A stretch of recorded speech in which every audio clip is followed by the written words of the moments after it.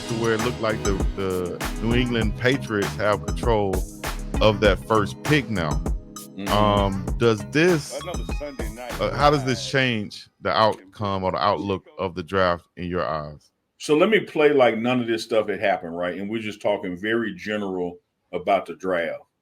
One thing that has traditionally not happened is people going after top 10 picks and they already have somebody under contract that was a top 10 pick in that same position, or have somebody under contract in that position for long term.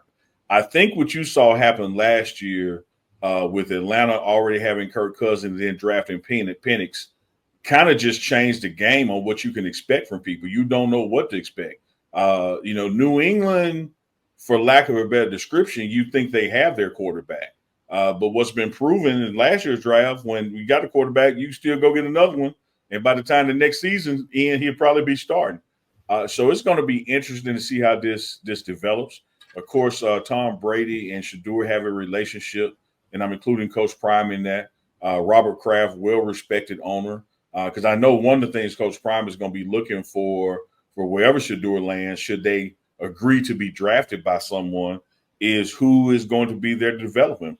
Who's the quarterback coach? What's the future of that offensive line and your investment in that? What's your future investment in the wide receiver room as well as the running backs? There are a lot of things to consider. But I'm like you, Chico. First things first. I mean, damn, New York and the Raiders. How do you blow this? Like you had it. All you had to do is just be yourself. Like you already. I'm not even going. They only had to go out and try to lose. Hell, they were losing when they were trying to win. Just go be you. Go try to win again. Yeah, they try to lose and end up winning. Like, damn. So we got 1 week left, but man, I don't know what has to happen for that list to change with just 1 week left. Because when you look at the strength of the schedule, the head-to-head matchups, the points scored, all those kind of things that can separate folks. The Giants winning and the Raiders winning the past 2 weeks, has not only propelled somebody up for SHEDEUR or Cam Ward, it bumped other people back who were in the Travis sweepstakes. Because keep in mind, Chico, 1 week ago, 2 weeks ago, the first three people needed quarterbacks. So as brilliant as Travis is, he probably wasn't going anywhere to 3 or 4. Well, at 3 and 4 was once the Patriots and Jacksonville. Pull the list back up. Jacksonville's back around 7 or 8 now? I know the Raiders is at 5 right now. Yeah, then the Raiders are at 8. Yeah, Raiders dropped out of it so far. So here's what I'm saying. If you're the Raiders, you not only miss out on getting SHEDEUR, you screwed yourself out of getting Travis. Yeah, that was crazy. All you had to do was lose. And you know what? Coach Antonio Pierce said something after they lost, and they asked him about that. He said, ask the GM about that, basically. And now they're talking about Pierce not going to be retained at the end of the season. Well, that's what I'm talking about, right?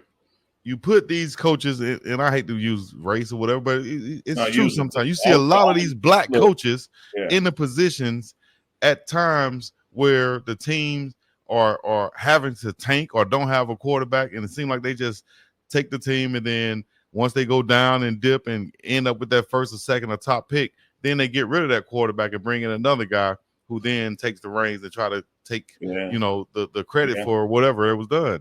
It's like the black guys are there to take the fall. Some of them, it seems like. Leave that up right there for me, Chico, and I'm gonna walk with you through something. And when I say with you, I want you to help me out. You agree or disagree? Both SHEDEUR and Travis will be gone somewhere between 1 and 5. Should be, yes. Okay. You mean looking at this list right here? Too. If it stayed the same? Yeah. Well, no. Before we get to that, forget who's on the list. Okay. We agree that both of these brothers are somewhere between the 1st and 5th pick. Absolutely.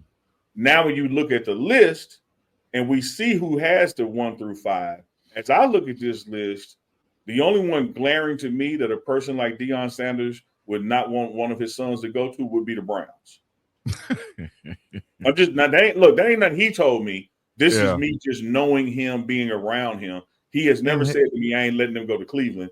This is just me talking out loud. And then you have to ask stuff like, okay, well, who's the quarterback coach at this particular place? What's the vision for the program to protect the quarterback at O-line?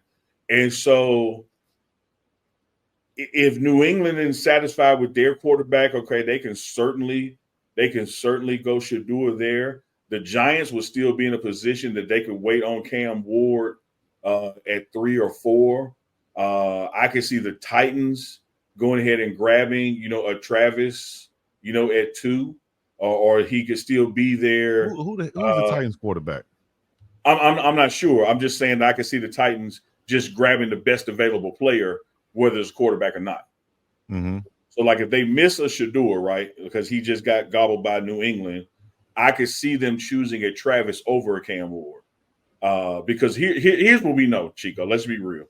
When you look at the history of NFL drafts, you ain't got to get a quarterback in the first round to get a good quarterback. No. You got to get the quarterback everybody want if you're picking in the first. But to get a quarterback, he'll be there just like running back. So, but a Travis ain't gonna be there 2 or 3 rounds later. But it's, man, again, I got to go back to what you said. Like, damn, New York, damn Raiders. What were y'all thinking? What was y'all drinking? They be saying Neely on the eggnog and Uncle Nearest, like, what they on?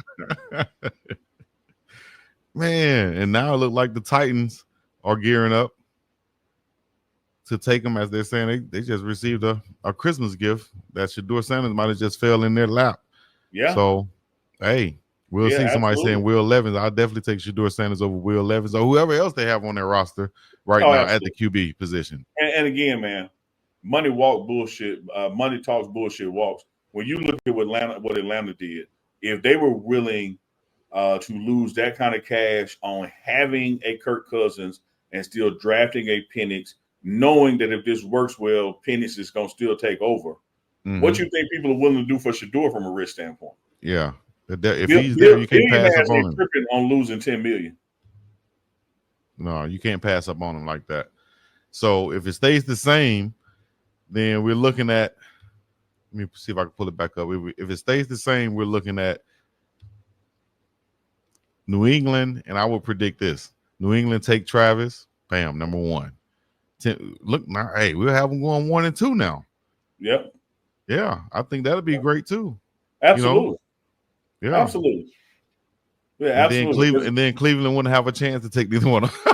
Yeah, and then Cleveland and New York are willing to deal and see who's gonna get Cam. Mm-hmm. I think Cam would be a good fit in Cleveland. Actually, that's crazy to say. I think Cam would be a great fit in Cleveland. I don't want to wish anything bad on him if it's just that terrible in Cleveland, but I also liked Travis in Jacksonville. Being that he's from Florida and living in Georgia, that's all in that same region. Let me take you some upsides about Jacksonville to anybody in any round. Mm-hmm. You have your quarterback in Trevor Lawrence. You have your running back in Etienne. You got one weapon at receiver, and you have a brand new stadium construction about to start. So in the time of you getting drafted and your contract ending, you're gonna be playing in literally the world's best stadium. The world's newest and best stadium. The Bills got one coming online too, and so then you look at the state's taxes or lack of taxes in certain things. You got to consider all that. But I'm telling you right now, when you look at that 1 through 5, they playing for somebody on that list. Like it's come down to this list right here, even if the order moves by 1 or 2. It's another Sunday night. Another Sunday night